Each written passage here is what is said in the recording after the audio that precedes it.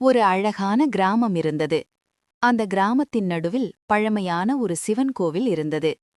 அந்த கோவில் திருவிழா ஆண்டுக்கு ஒருமுறை மிகச் சிறப்பாக நடைபெறும். திருவிழா தொடங்கும் நாள் வந்ததும் ஊர் முழுவதும் சுத்தம் செய்யப்பட்டது. வீடுகள் தோரணம் கட்டப்பட்டன. பெண்கள் வீட்டு வாசலில் வண்ண வண்ண கோலங்கள் போட்டார்கள். குழந்தைகள் அனைவரும் மகிழ்ச்சியில் ஓடிக்கொண்டிருந்தார்கள். முதல் நாள் கொடியேற்றம் நடந்தது. கோவில் மணிகள் ஒலித்தன. பக்தர்கள் ஓம் நம சிவாய என்று முழங்கினார்கள்.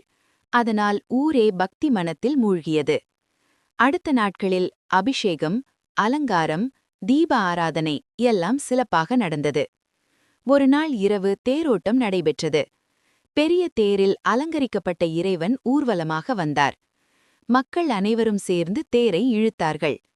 அப்போது வாத்தியம், நாதஸ்வரம், மேளம் என்று ஊர் முழுவதும் திருவிழா கோலமானது. திருவிழாவின் கடைசி நாள் அன்னதானம் நடைபெற்றது. பணக்காரன், ஏழை என்று வேறுபாடில்லாமல் அனைவரும் ஒன்றாக அமர்ந்து உணவு உண்டார்கள். அந்த நாளில் அனைவரின் மனமும் மகிழ்ச்சியால் நிரம்பியது. திருவிழா முடிந்த பிறகும் அந்த சந்தோஷமும் ஒற்றுமையும் கிராம மக்களின் மனதில் நீண்ட நாட்கள் இருந்தது. கோவில் திருவிழா மக்களை ஒன்றிணைக்கும். பக்தி, ஒற்றுமை, மகிழ்ச்சி ஆகியவற்றை கற்றுத்தரும்.